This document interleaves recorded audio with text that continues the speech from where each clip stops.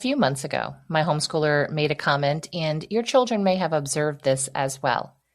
But he noticed that the elementary school bus would come through past our house, pick up kids around 8 a.m., and then it would come back through again at 4 p.m., and the kids would get back off of the school bus. And he realized, wow, those kids are gone for 8 hours. Now, maybe the school day isn't quite 8 hours, but that's 8 hours that they're gone. 8 hours? I mean, if you add a 30-minute lunch break, is basically what a full-time job is.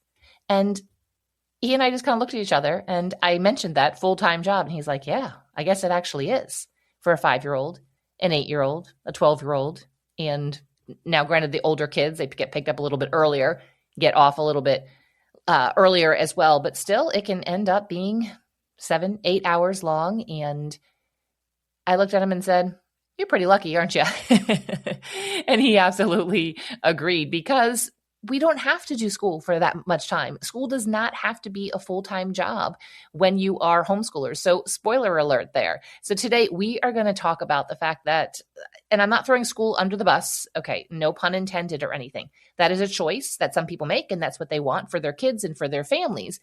But we have this mindset that what school is doing is the end all be all. They have it all figured out. They have the science and the statistics and the research to prove that this is the best way to educate children. And so my goal today is to get you out of that mindset, to give you some ideas on what it actually can look like for homeschool if you're feeling a little bit stuck, or if you're in that comparison trap, but to help you just to see the beauty in what homeschooling can actually be. Welcome to Little by Little Homeschool Podcast. I am your host, Leigh. I am so glad that you are here. I hope that you're having a fantastic day.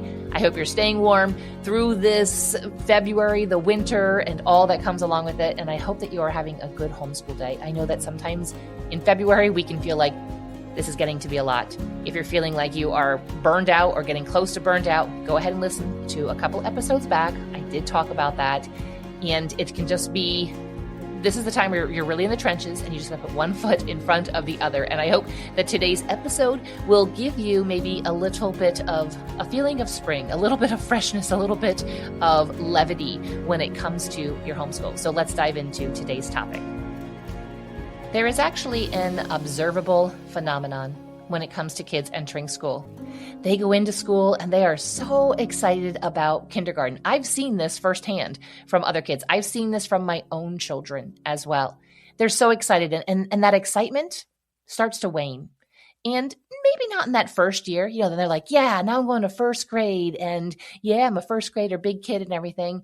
But statistically, they say that within a few years, by about second grade or so, just that light begins to go out of their eyes.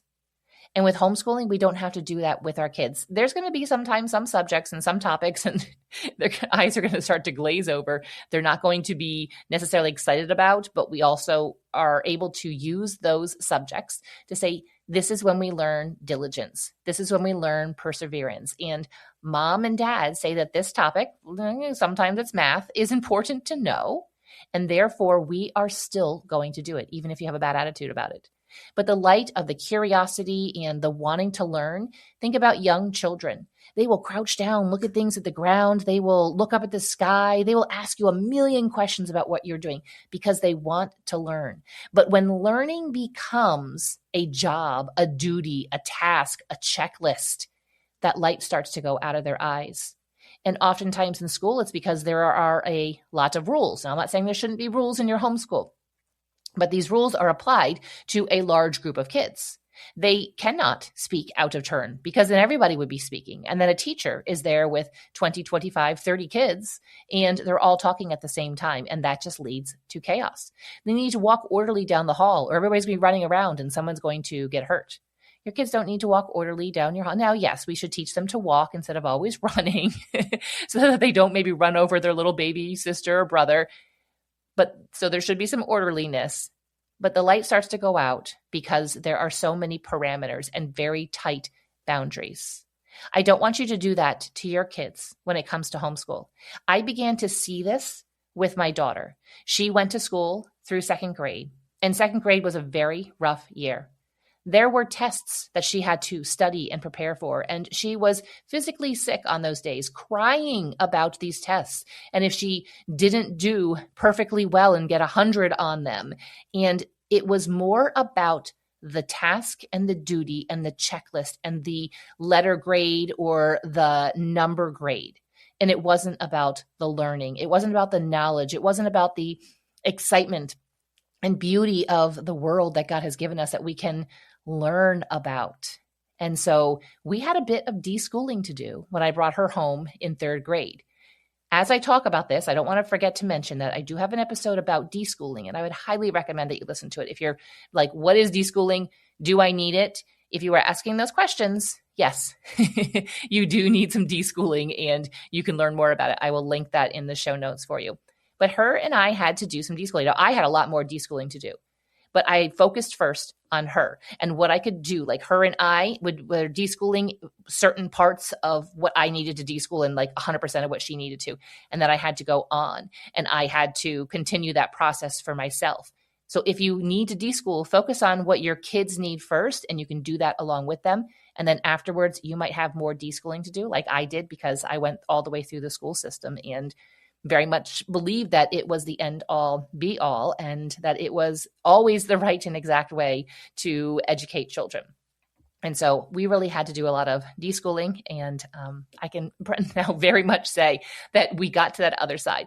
And she loves to learn now. I mean, she's 23, but it was way before this that she began to really love to learn. That light came back into her eyes. And so kids, when they're going to school, they basically, like I mentioned earlier, they have a job Monday through Friday for 7 to 8 hours a day. And do you know what I also recognized? That then they live for the weekends. Who else does that? A lot of people who work outside the home. You might be like me and you are a stay-at-home mom. And if you are, think back to when you worked outside the home. Maybe it was prior to children and you would just live for the weekends. You know, you got to Wednesday and you call it hump day. We're over the hump. And so I just have Thursday and Friday would kind of feel a little bit like a weekend, and you lived for those 2 days. I remember hearing a sermon years ago, and you know how sometimes just these little things stick with you. And I don't even know the pastor. I think it was an in-person sermon. I don't think it was something that I had heard online. But basically he said, if you are living for the weekends, you're living for 2 days a week and you're missing out on the other 5. And I was like, wow, just think about that. That's more than double what the weekends are. Now, yes, we can be excited about what the weekend can hold. And I do have an episode about what homeschoolers and the weekends and what that can look like. I'll link that for you in the show notes too. So I'm not saying you can't be excited. Maybe you're going away for the weekend, or you're going to spend some time with friends, or you're going to go do something fun, or you're just looking forward to dad being off of work. There's nothing wrong with that. But when you are living for the weekends and just putting your time in Monday to Friday, or you're living for those random days off or those holiday breaks, and that's what adults do. And school teaches kids to also just live for that. And that is enough. That it's okay that if for your Monday through Friday to be boring and you have to put your time in. No, you're missing out. You're really, really missing out on 5 days. Yes, those 5 days could include maybe some tasks and things that you don't want to do. There's housework, there's chores, there's a lot of day in and day out, and there's cooking and there's homeschool to do. But we can do it in a way with our kids that there is still joy and there is still peace in our homes. And so when you live just for that time off, it's fine for kids. They can kind of, sometimes kids don't quite pick up on that, but teens will really pick up on that too and just live for the weekend. And I think that we miss out, especially with teens, when we are teaching them just to live for the weekends, because that's just going to carry through. That's just going to be a thought pattern. And funny thing is, while I'm recording this, the bus just drove by. So yes, it's about 4 p.m. But our teens need to be given some good purpose, some things that they could do just during the week and things that can carry over into the weekend and good things to work towards.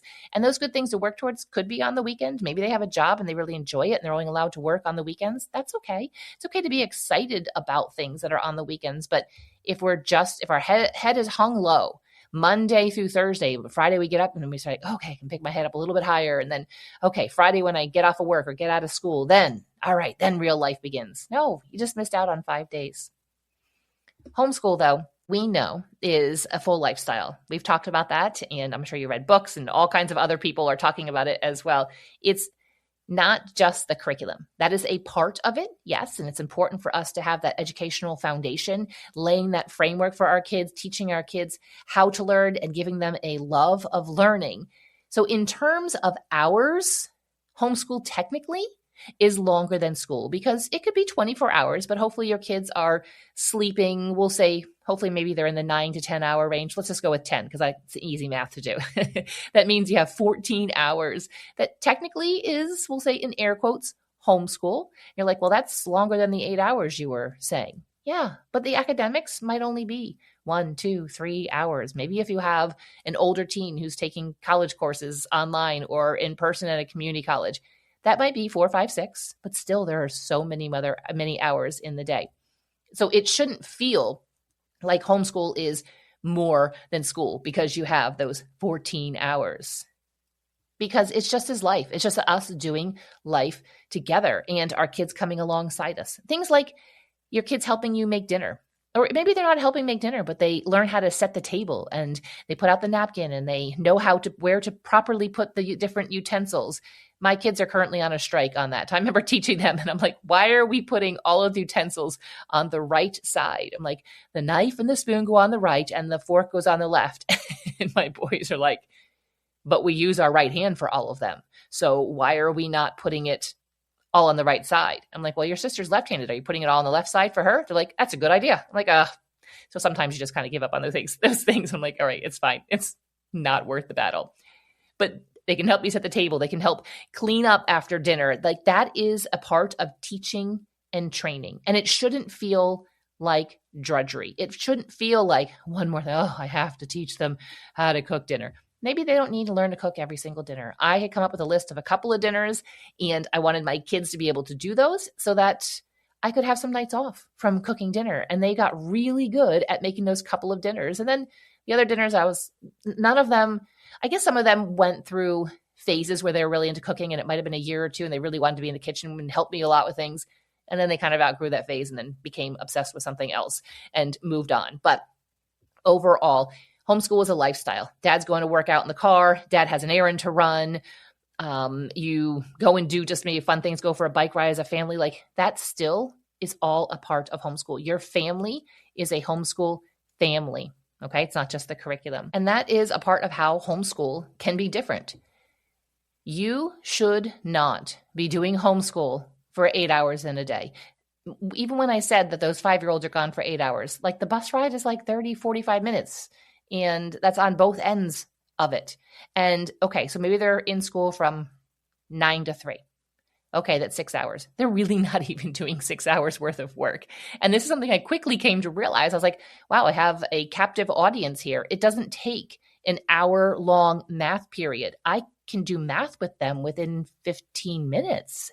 And they've got it. They've done the work. They've done the extra problems on the page, and we can be done. I was like, is that allowed? Absolutely, that is allowed. When they have one-on-one, 1-to-1 ratio with a teacher, that's you, if you want to call yourself a teacher, but with an instructor, teaching them this, they can catch on to it so much faster. You can move faster. You can slow down if you need to. But I don't want you to make homeschool a drudgery, something that in the morning you're getting up and saying, oh, I got to go and do this again. Because guess what? Your kids are going to get up and say, oh, I got to do this again. Now, there are going to be some kids, there's going to be some years, and there's going to be some ages and seasons that they are going to say that. But don't let them take that cue from you. You still have peace in your heart. You still have resolve. And no matter the maybe attitude that you might be getting or the rolling of the eyes. Now, those are heart issues and those are discipline things. And those are things that we can work on as far as instruction. But don't let that hold you back. But also don't make the day all about the homeschool and the curriculum. Yes, there is a section of time. Maybe it's scattered throughout the day, but there's going to be time devoted to your math work, your language arts, and maybe doing some morning time and some reading and some history and science. Maybe you watch a video about some science thing. I don't know, you do an experiment, you do some artwork. Maybe you take them to a concert sometime like that. That is all a part of homeschool. I remember for a little while, the local community college having, like, it was like during the day, their band would do it was a specific thing that they would do. I don't know. I just found out about it through somebody, and we would show up and go and listen. And that was just a part of our day. That was homeschool, but it didn't feel like homeschool. Don't make every day, like all day long, feel like homeschool. We want our kids to understand that learning is something that we get to do, and we get to do it lifelong.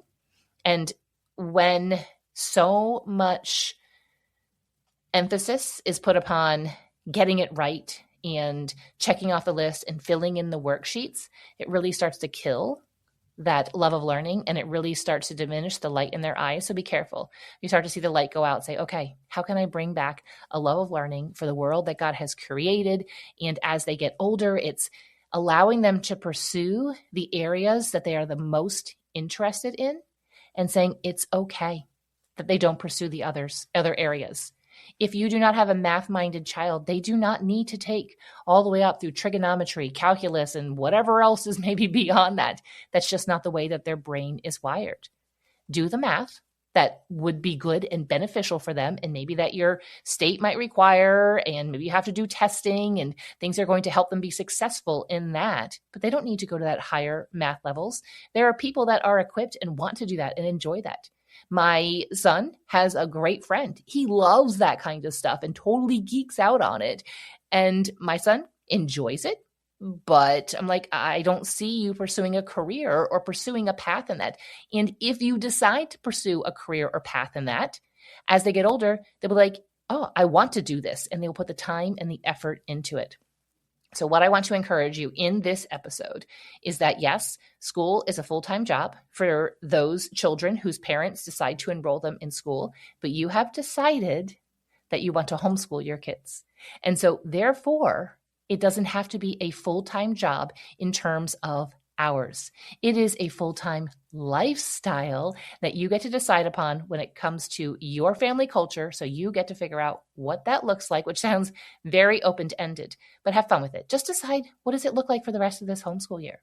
And then what does it look like for the summer, for maybe your break with homeschool? And then what does it look like for the next homeschool year? Because it is going to look different, because your kids are going to grow and to change and to adjust. Maybe your family cultures, you like to go out and take day-long adventures, or you like to travel, and your kids are all little, and it's a little bit hard right now. Next year, maybe you like to do bike rides, and maybe by next homeschool year, everybody is able to ride a two-wheel bike. You don't have anybody on training wheels. Like, wow, the world has opened up. Or maybe you like to hike, and finally the youngest their legs can sustain longer. It's a new season, and so therefore you move into that. Do not make homeschool a full-time job. Use this time with your kids, grow in the relationships, enjoy it. Let it be a blessing to you and a blessing to your children. If you enjoy the podcast, you will enjoy my 2-Tip Tuesday newsletter that goes out, guess what, on Tuesdays. If you are not on that email list, I'd love to be able to see you over there. Go ahead and check out the link in the show notes, and I will see you back here after the weekend.